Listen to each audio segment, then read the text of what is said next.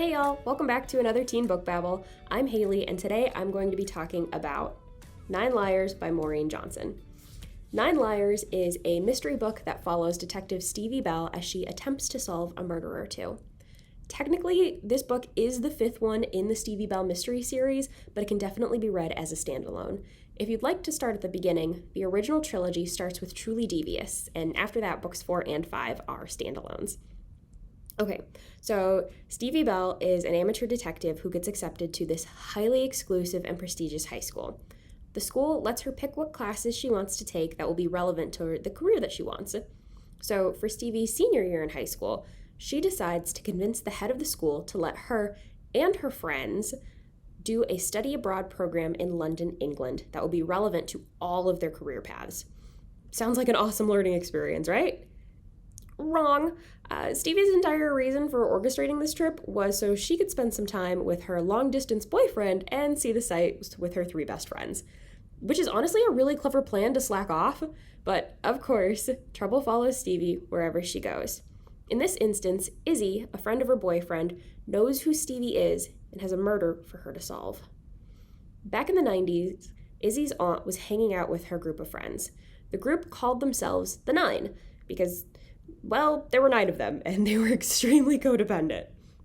So the 9 are at this massive estate that belongs to one of their families, and as a tradition, they decide to play hide-and-seek on the property, with options to hide both inside the mansion and outside on the grounds. A storm rolls in, but the game must go on. One by one, the members of the 9 are found. They go inside to dry off, where they realize they were wrong. 2 of the group are missing.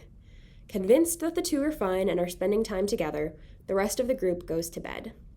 In the morning, the 2 are still missing and another search begins. This time, it ends when the corpse of their 2 friends are found in what was supposedly a locked shed with no way in. It was declared a burglary gone wrong, but no evidence actually supports a break-in, which means someone there has to be lying about what happened that night. The mystery is told in several alternating points of view. It's told in the present, as Stevie tries to put the pieces of the mystery together as she learns them, and in the past, as the mystery happens, told from the perspective of several of the 9. This was my favorite mystery in the Stevie Bell mystery series. I loved how it was told from multiple perspectives, and it was really interesting to watch the entire thing unfold.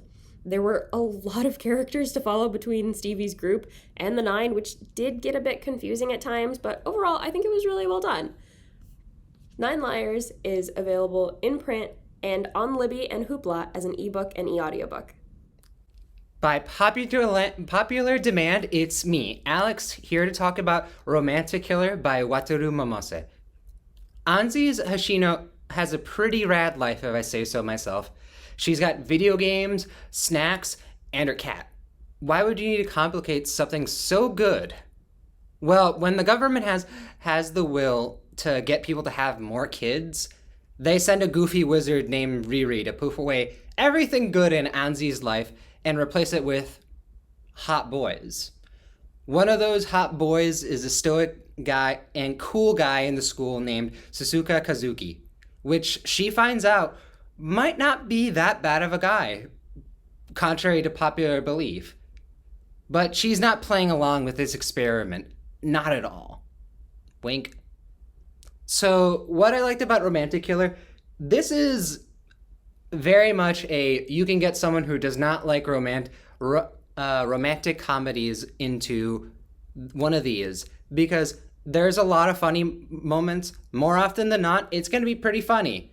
There's going to be a lot of page breaks. There's going to be a lot of changes in art style, which will be just randomly, she turns into a completely different art style. And it's hilarious. It's even funnier in the anime, which makes her just turn into a man out of a sudden when she's trying to hold her resolve and not break and give in to the romance that's being forced onto her, technically.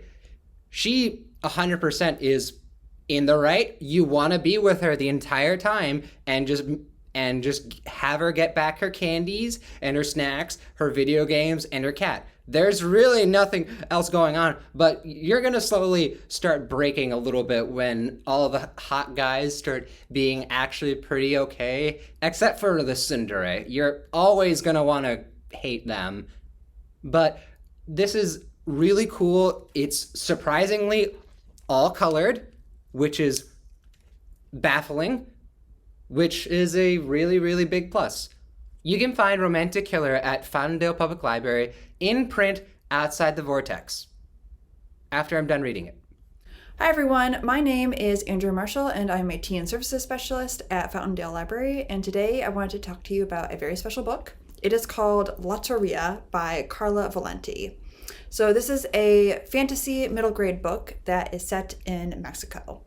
So our story first starts with Life and Death meeting one day, and they decide to make a bet using specifically the game of Lotería. So Lotería is a game that comes from Mexico and is very similar to bingo, where you play on a card, but instead of playing with numbers, you play with images. So the bet is if Life wins, then their victim, a girl named Clara, will win. But if Death wins, then she will die. So while this is happening, there is an evil king who lives in a magical kingdom called Las Posas. And he kidnaps children. And specifically, he kidnaps Clara's younger cousin named Esteban. So it's her job to go on an adventure and save Esteban from the evil king. And while she is doing all of this, her life is on the line. So I really enjoyed this book. I really enjoyed it because each chapter ends on a cliffhanger, so there aren't any boring parts or anything like that. I also really loved it because of how sophisticated this is for a children's book. Specifically, there are a lot of deep philosophical themes, such as whether or not a person has free will or if their destiny is chosen for them. So this comes up a lot in the book, specifically when Life and Death are debating whether or not they are in control of Clara's life. So they specifically argue that they're not in control of Clara's life. The deck of cards has already been stacked, and they are just choosing the cards. And while this is also happening, throughout the journey, Clara also makes her own decisions about what to do on the journey.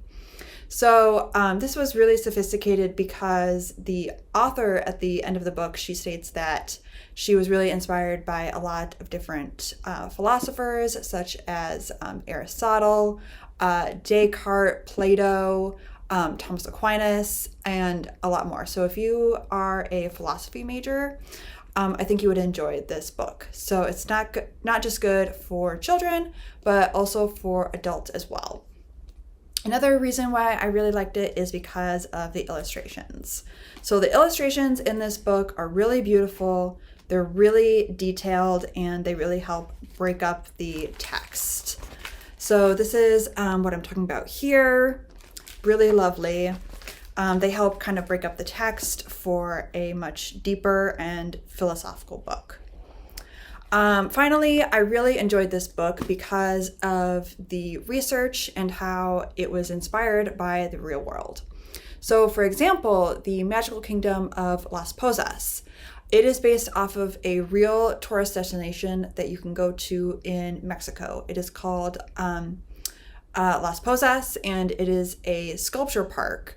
And it's in the sort of subtropical part of Mexico, and over 100,000 people visit it every single year. So if you want to check out this book, you can find it in the Teen Vortex. You can also find it in the children's section, and you can also find an ebook on Access 360 and an e-audiobook on Libby as well. So thank you so much for watching. Bye-bye.